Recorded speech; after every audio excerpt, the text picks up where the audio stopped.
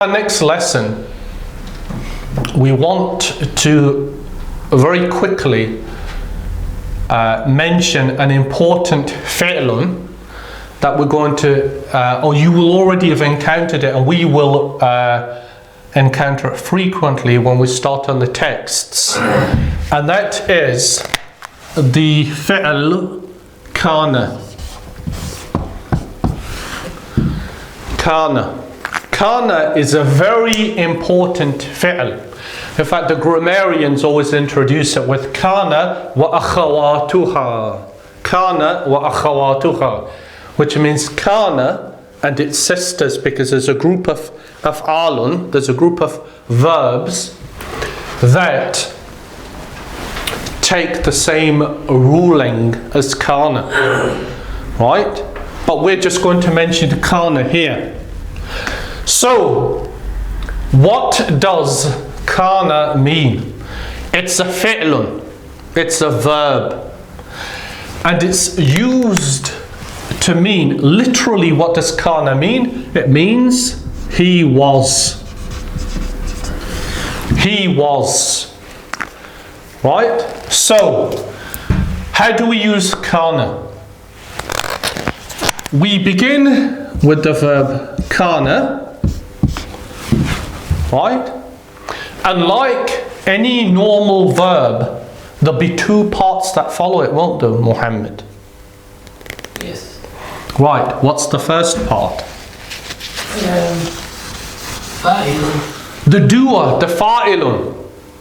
Except that, right, before we mention that, so an example of a fa'ilun. We'll say al-alimu.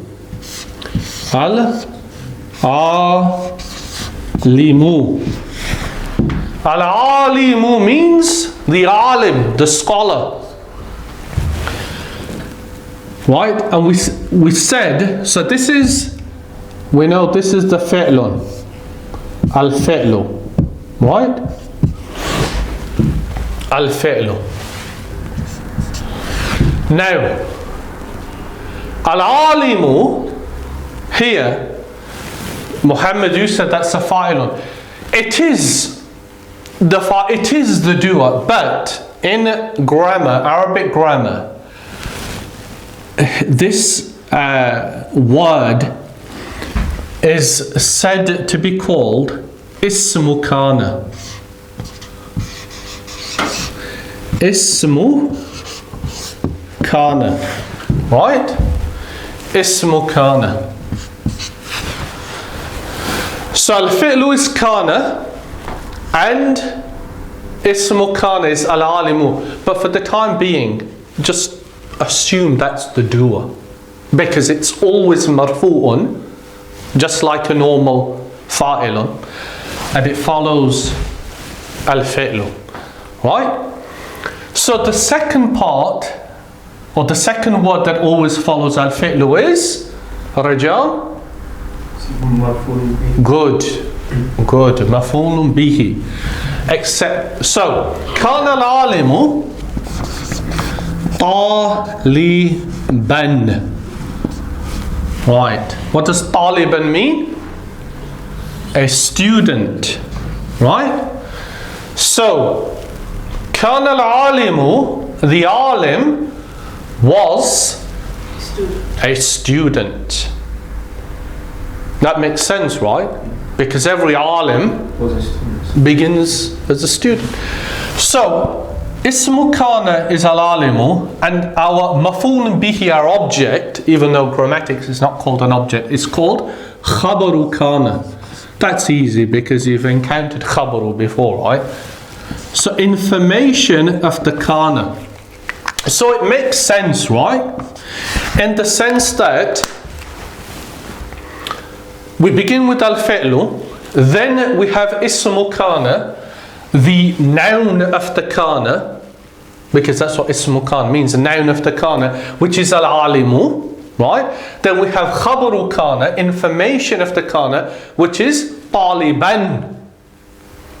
That's the information of Kaana, right? That al-alimu kana taliban. Right, Muhammad? No. So, is that clear? So it's like a normal fi'lun, isn't it? And that, in the sense that you mention al-fi'lu, then you have two parts, and in that sense it's like it, but the terms used to describe them both are slightly different. Well, they're completely different actually, but inshallah it's not going to be that difficult to remember them.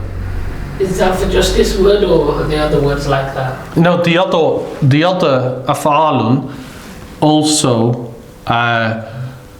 will have these terms applied to them, but we'll discuss that later, right? So, because kana is like any normal verb, right? If our ismu kana was female, right? What are we going to begin with? Kanat. Good, Muhammad. Kanat. Good, you remember that. It's very important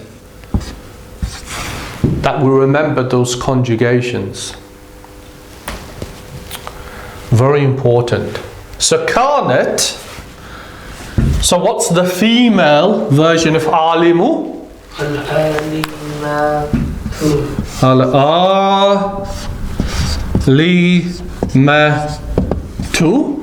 Right? Kanat al-alimatu. And then we need a khabaru kana. So we're going to say? Talibatan. Good, Muhammad. Talibatan. Kanat al-alimatu talibatan. The female scholar was a student. Right? There's only one problem with this, and that is the two sukoons. We can't have these two sukoons a meeting because there's no way to connect to them. So we have to say kana til alimatu. Remember that rule, Arjan? Kana til alimatu talibatan. Right? So, what we want to do therefore is mention the different conjugations. Well, not all of them, but the most common. So, we have kana, which is he was. She was is kanat. Kanat.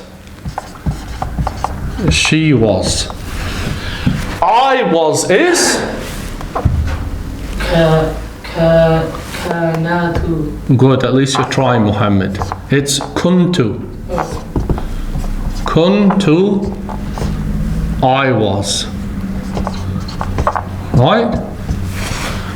I was. You was, single male is Kanta. kunta. Remember these, Rajan. So the ending is the same. It's just that this verb is considered to be weak because the middle letter is an alif, which is a weak letter. So you mix, it drops actually in the second person. Right, so you was single male is kunta, you was single female is kunti. Right? Kuntu, kunta, kunti. We were is Kunnu. kunna. Kunna. We were. Kunna. Right? And they were. Tum. They were kanun. That one's the easy one because they were plural male is kanun. right?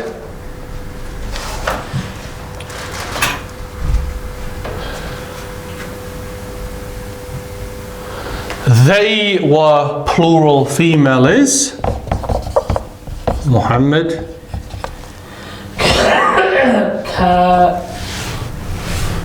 Actually, no, it's kunna. Kunna. Right, and then you were, plural male is كانتم kuntum. Kuntum. And then you were, plural male, female is كنتن kuntunna. Kuntunna.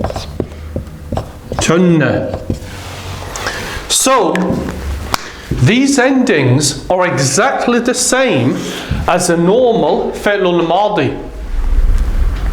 except that this verb, kana, is not like a normal three-letter verb like we've done kataba, fa'ala, daraba, akala, shariba, nadara, and so on and so on, because the middle letter is weak. Which is why it's dropped in I was, you was, you was, female, and the other ones, you see. But once you learn that for a three-letter verb where the middle letter is weak, such as kana, you apply the same principle to other verbs which are weak, such as the one that we'll look at in more detail is qala, very common, right? Qala, he said. So if you look at I was, it's kuntu. So how do you say I said? Qultu. Qultu. Qultu. Right, but good, Muhammad, you dropped the alif. Right, and so on and so forth. But that we'll look at in more detail. Right. So this isn't particularly complicated kana. You just have to remember the two parts, ismu kana and khabaru kana, and then the different conjugations. Right? So we'll have to conclude at that point. Subhanakallahumma bihamdika ashhadu an la ilaha illa anta astaghfiruka wa atubu ilayk.